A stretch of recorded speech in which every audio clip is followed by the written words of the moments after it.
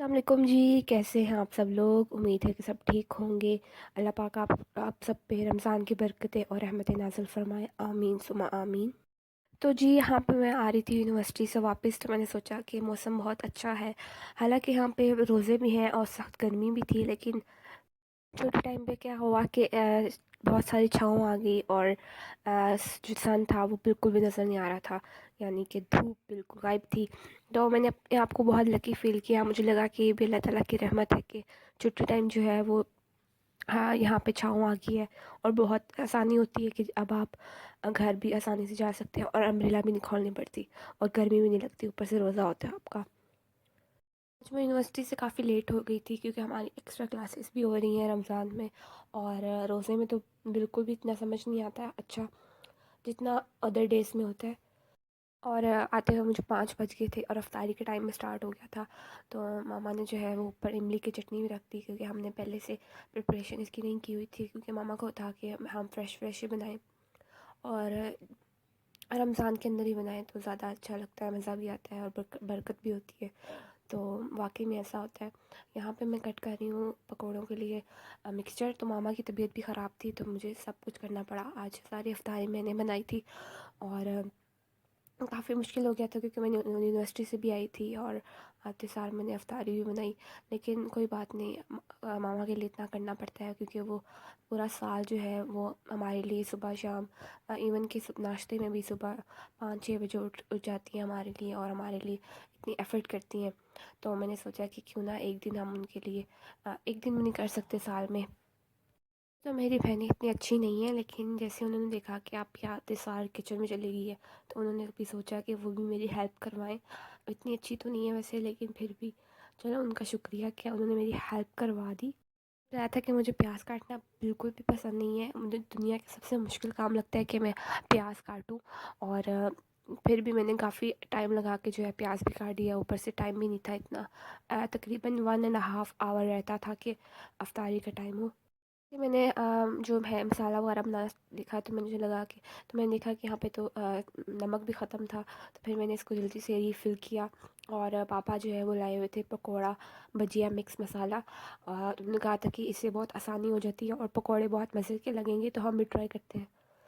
आप लोग बिलीव करेंगे कि इतने मज़े के पकोड़े बने थे जितने अगर हम होटल में भी खाते तो इतने मज़े के नहीं बनते जिस इतना इस मिक्सचर से बने थे। और इतना आसान था, जल्दी जल्दी सब कुछ बन गया था। आपने क्या किया, सिर्फ सॉल्ट और ये मिक्सचर डाला। मिक्सचर तकरीबन मैंने 3 टेबल स्पून डाला था और अंदाजे से डाला था, लेकिन फिर भी एक्यूरेट बना था। क्योंकि आपको पता है रमज़ान में हर चीज़ में बरकत आती है, में तो हम कोई चीज़ चख भी नहीं सकते। और जल्दी से मैंने वो डाल दिया, मुझे अंदाज़े से डाला और बिल्कुल एक्यूरेट जो था वो बना था। की चटनी मुझे नहीं बनानी आती थी, तो मम्मा आई, मामा ने जो है वो सारे मसाले डाले और कहा कि इसको जो है 1.5 आवर के लिए छोड़ दो और ये खुद ही जो है वो थिक हो जाएगी और सब जो है चटनी खुद ब खुद रेडी हो जाएगी। तो वाकई में ऐसा हुआ, मैंने कुछ भी नहीं किया, इसको छोड़ दिया चूल्हे पे और वो आहिस्ता आहिस्ता खुद ही थिक हो गई।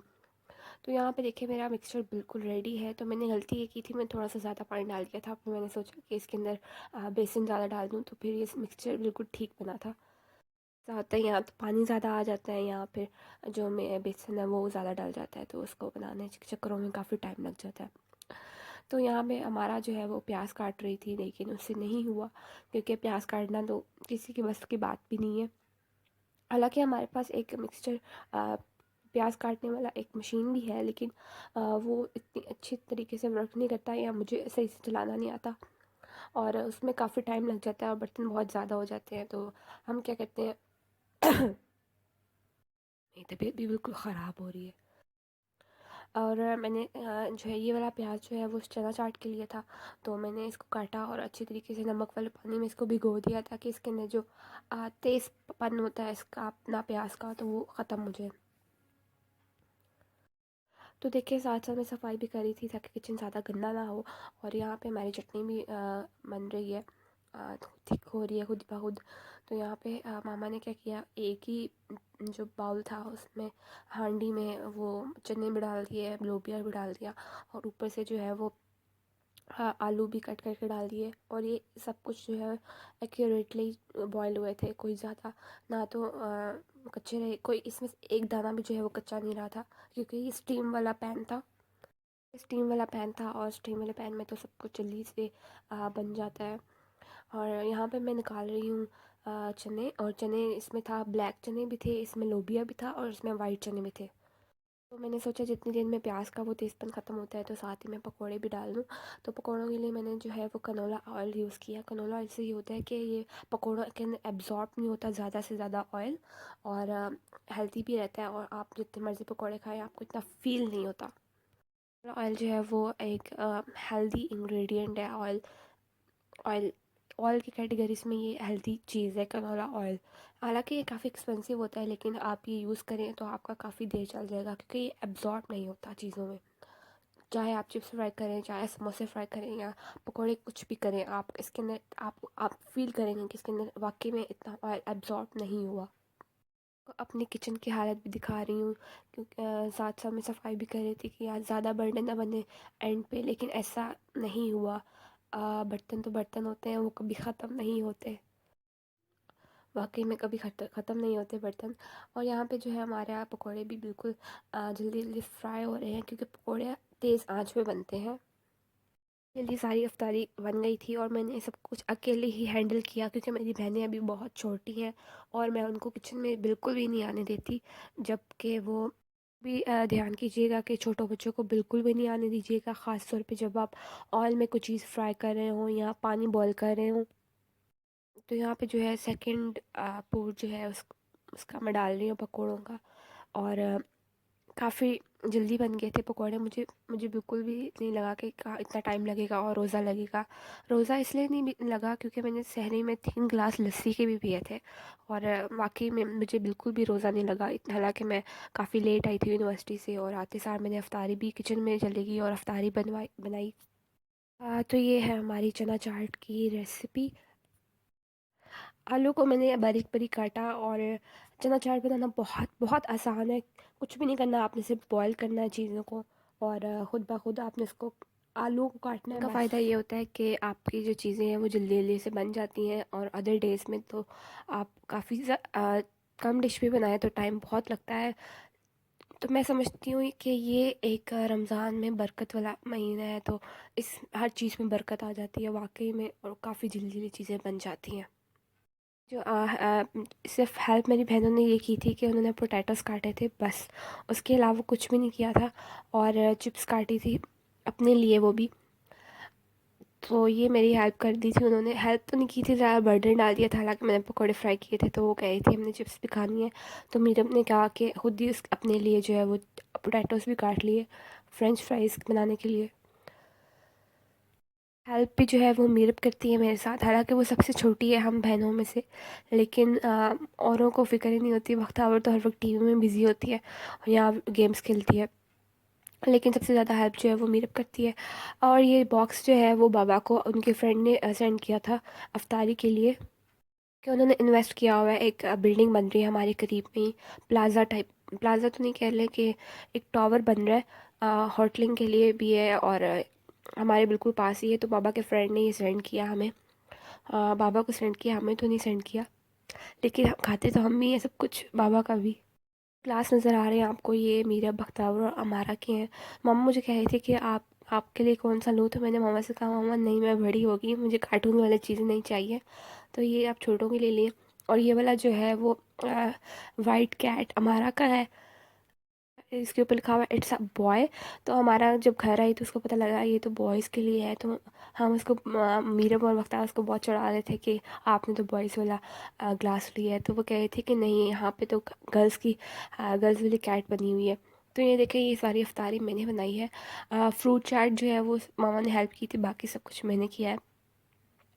और ये जो है नीचे वालों से अफ्तारी आई हुई थी हमारे घर, और साथ में हमने सब कुछ फ्राई किया, और काफ़ी टाइम लग गया मुझे अफ्तारी बनाने में, लेकिन मैं थकी नहीं, जा रहा है, पहली दफ़ा होता है, पहली दफ़ा आपने सब चीज़ें बनाई हो। मामा ने बहुत अप्रिशिएट किया कि आपने मेरी बहुत हेल्प की और थैंक यू भी कहा। तो मैंने मामा से कहा, मामा कोई बात नहीं, आप हमारे लिए पूरा साल करती रहती हैं, तो एक दिन जो है, एक दिन भी क्या, मैंने सिर्फ एक दिन की अफ्तारी बनाई है, तो इसमें कोई बात नहीं। लेकिन मामा कह रही थी नहीं, आपने बहुत एफ़र्ट की, थैंक यू। तो हालांकि हम मामा को थैंक यू नहीं कहते, लेकिन वो हमें थैंक यू कहती हैं। और मैं आप सबसे कहूँगी कि अपनी मामा को ज़रूर थैंक यू कहा करें जब वो इस तरह की वैसे तो वो रोज़ ही काम करती हैं, लेकिन उनको हमेशा अप्रिशिएट किया करें। चटनी थी, वो मामा ने कहा कि इसको ग्राइंड कर लो ताकि थिक तो हो गई थी, लेकिन इसके अंदर जो लम्स थे वो ना रहें और सब कुछ थिक थिक हो जाए, एक पेस्ट बन जाए। भूल गई कि हमने खजूरें भी रखनी है, तो मामा ने कहा कि जल्दी से खजूरें धो के लाओ। और इसको मैं फ़िल करती हूँ अखरोट के साथ। अखरोट जो है उसकी उसकी एनर्जी और खजूर की एनर्जी मिलके जब आप अफ्तार में ये लेते हैं, इट्स अ डिज़र्ट टाइप, तो आप बहुत रिफ़्रेशिंग फ़ील करेंगे। नट्स तो गर्मियों में बिल्कुल भी नहीं खाते, लेकिन खाने चाहिए, लेकिन बहुत कम क्वांटिटी में। तो अफ्तार के टाइम अगर आप ये वाली खजूर लेंगे तो आपको बहुत अच्छा फ़ील होगा। तो बाबा ने कहा कि मैं अफ्तारी बहुत कम खाऊंगा क्योंकि उनको इस तरह की चीज़ें नहीं पसंद, पकोड़े समोसे। मैंने उनके लिए रोटी बनाई, एक ही रोटी बनाई थी, वो भी बच गई क्योंकि बाबा ने अफ्तारी भी खाई थी और बाद में रोटी भी खाई थी। हम लोग तो अफ्तारी में रोटी नहीं खाते क्योंकि इतना कुछ पड़ा होता है, बना होता है, तो हम सिर्फ वही खाते हैं, लेकिन बाबा को रोटी चाहिए होती है फिर भी। वैसे भी बाबा जो है वो मेल होते हैं, तो मेल्स को तो ज़्यादा खाना चाहिए होता है, उनके अंदर तो डबल एनर्जी होती है, डबल एनर्जी के लिए उनको डबल खाना पड़ता है और इनकी डिमांड भी होती है बॉडी की। और यहाँ पे जो है फिर मैं सफाई करने लगी और टेबल को साफ़ करने लगी और यहाँ पे सब बर्तन उठाए। काफ़ी टाइम लग गया था मुझे बर्तन उठाने में और मेरी हेल्प भी नहीं किसी ने की। वाकई में ऐसा होता है कि जो बड़ी बहन होती है वो बहुत काम करती है और वैसे तो हमारा ने कोई काम नहीं करना होता, लेकिन वो कैमरे के आगे आके ये ड्रामे कर रही होती है। और यहाँ पे मैं सब चीज़ें उठा रही हूँ और काफ़ी ज़्यादा अफ्तारी रह भी गई थी क्योंकि हमारा बिल्कुल भी दिल नहीं कर रहा था कि खाएं, क्योंकि पहला रोज़ा था और बॉडी जो है वो इतनी यूज़ टू नहीं होती। तो मैं यहाँ पे मैं सारे बर्तन उठा रही हूँ, इतना टाइम लग गया था बर्तन उठाने में कि मैंने सोचा कि मैं तो अब गई बस, लेकिन मेरी हिम्मत थी वैसे भी क्योंकि मैं यंग हूँ और यंगस्टर्स में तो काफ़ी एनर्जी होती है। लेकिन मामा थक गई थी, मामा जो है बीपी पेशेंट है। आप सब उनके लिए बहुत दुआ कीजिएगा कि उनको अल्लाह ताला सेहत दे।